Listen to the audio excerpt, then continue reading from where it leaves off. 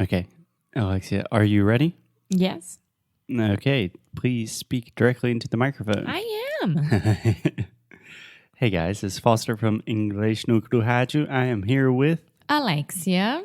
Hey Alexia, how Hello. are you?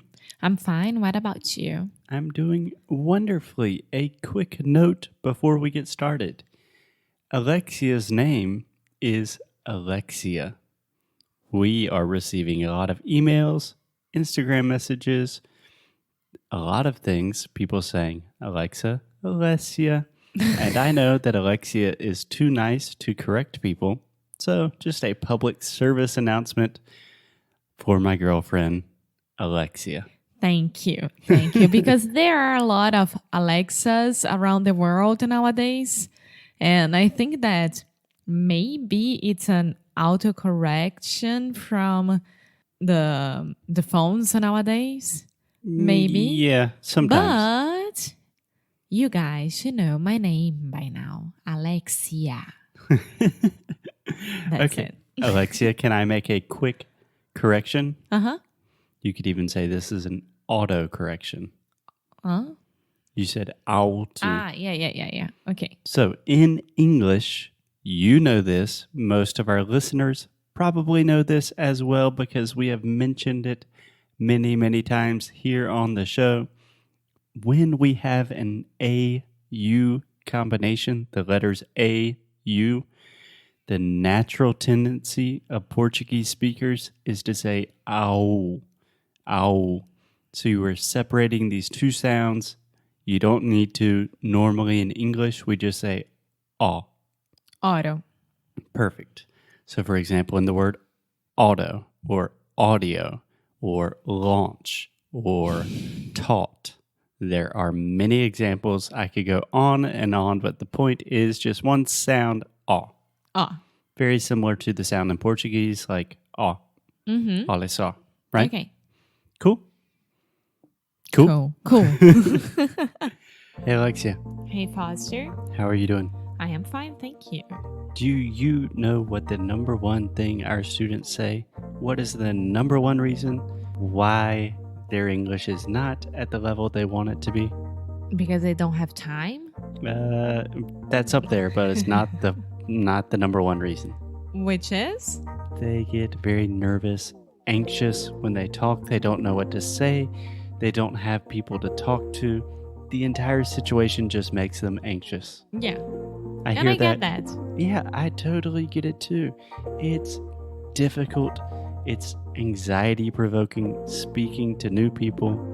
That's why we recommend Cambly, because you can talk to native speakers, native professors, 24/7 English classes on demand.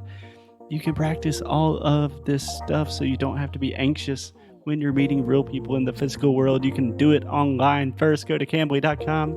And put our referral code Inglês no Cru Podcast. Desse jeito você ganha uma aula de graça. Now, on with the show.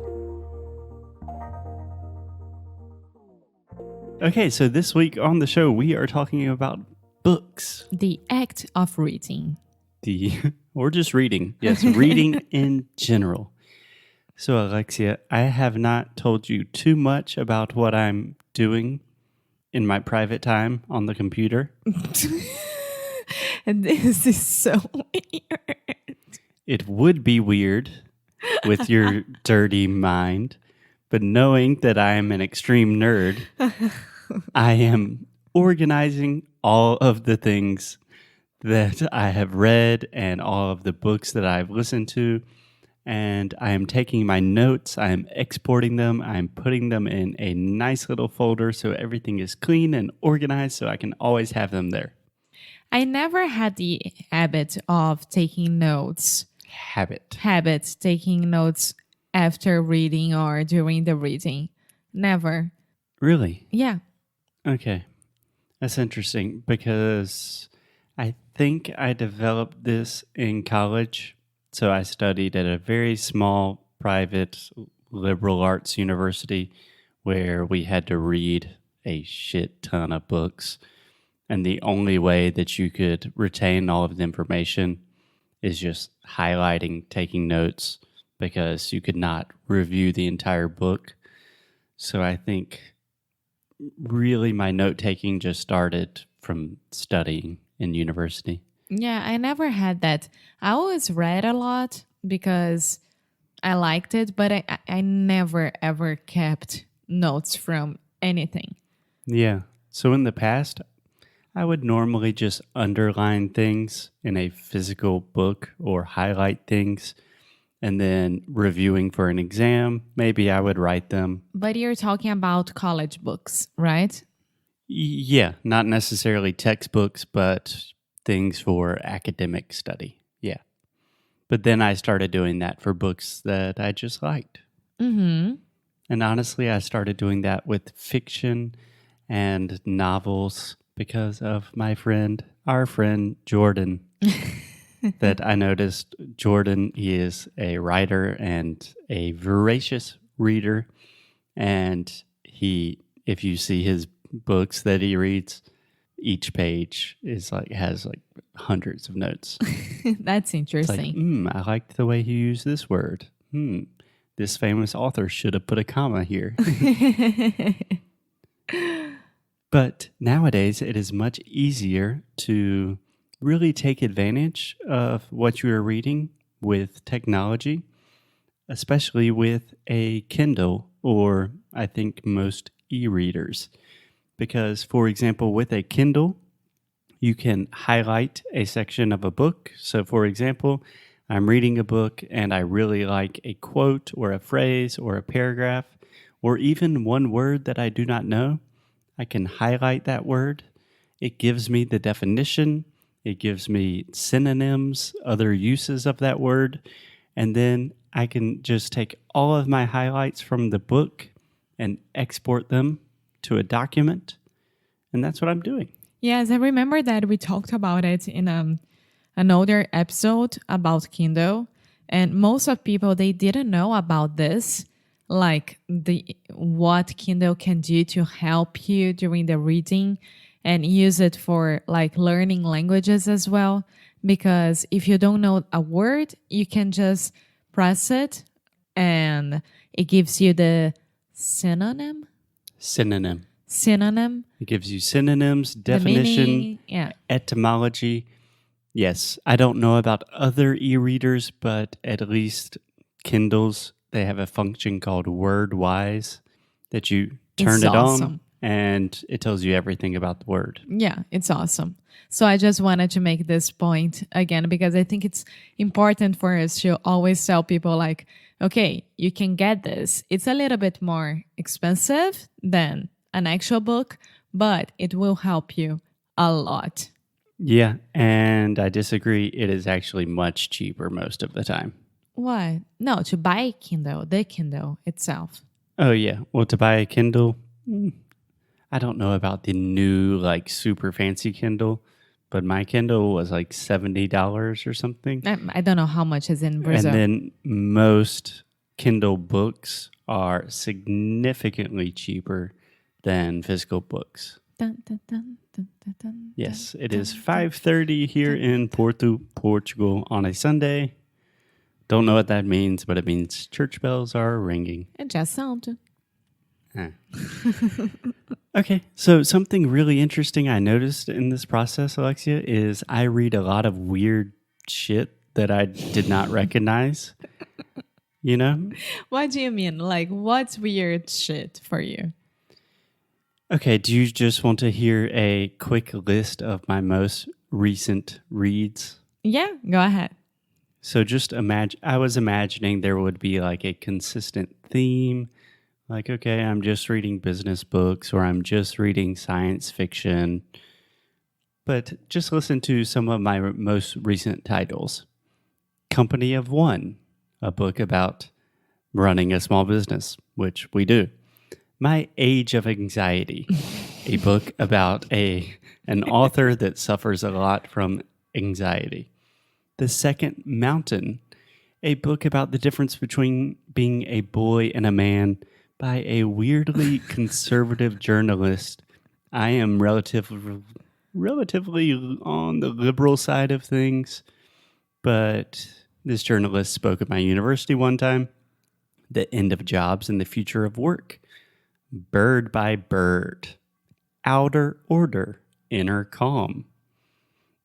Okay, let's keep going. Maybe you should talk to one. Maybe you should talk to someone.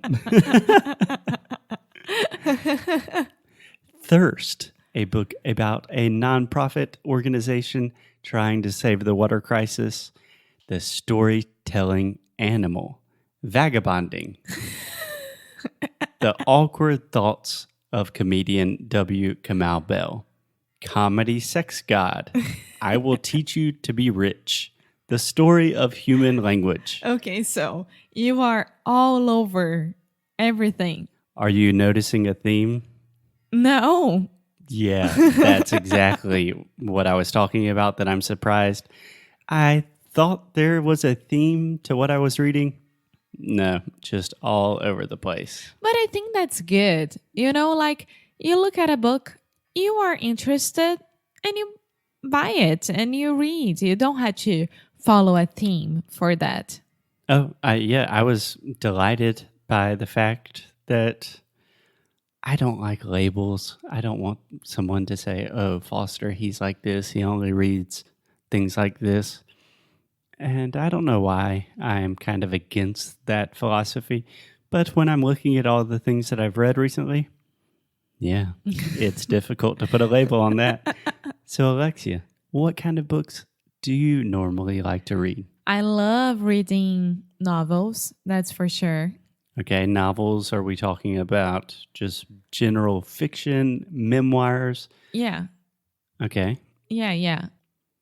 I just love. I think it's because it was so good during the time and you all know about it right now, but Harry Potter books were amazing for me, every single one. But I don't like this kind of books anymore. These kinds of books. These kinds of books anymore. These kinds of books. These kinds of books. There we go. Just Harry Potter. Anyone who tries to copy or imitate that, I'm like, no, it's not Harry Potter, you know, like, I don't like it. Okay, we are not going to enter into the Harry Potter Lord of the Rings debate again on this show, but do you have so you like fiction? Yeah. So do you have a more specific category that you feel like you normally are more interested in? For example, I feel like your dad really loves like historical fiction, history in general. Do you have a kind of a category like that? I don't know, to be honest. I think that the books that grab my attention more, Mm-hmm. can I say that? Perfect. Are the ones who, like, I know there is that's a romance or fiction, but it's not that much out of reality. Okay. Yeah, I completely understand what you're talking about. Can I make a quick correction? I got so confused when I was formulating this phrase because I was thinking at the same time, like, what do I want to say now? And how do I pick up my books? So, Yeah, how do I pick out my books? pick out my books. Yeah, pick up your books is just physically picking up your book. The Okay. book is on the table, you pick up your book. Uh-huh. So a lot of times, Alexia, you say romance, and I know that you know that the correct way to say this is novel. Mm-hmm.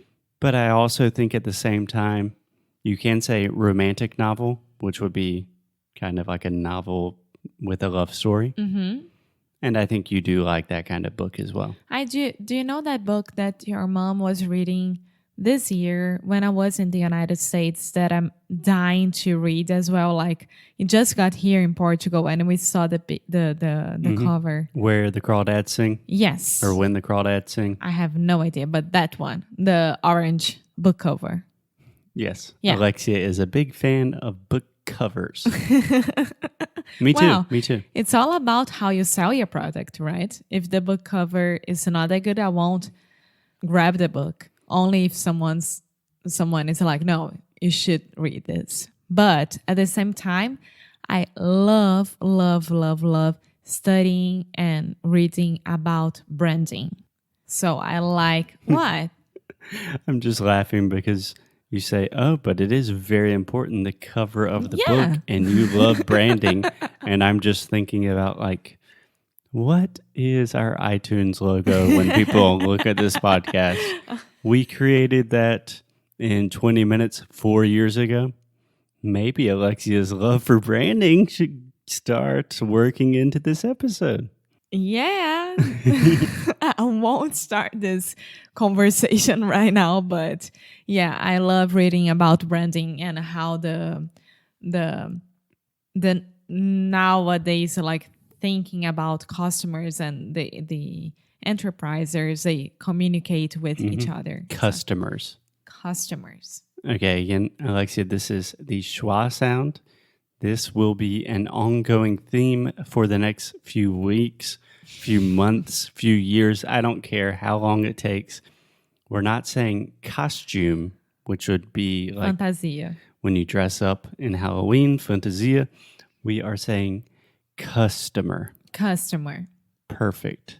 So for Alexia not to suffer too much, I say that we can call it a day here, and tomorrow we can talk about some more specific book recommendations, what we've read recently, what we think you might enjoy as well. Perfect. Sounds good? Sounds good. Okay, see you guys tomorrow. Bye.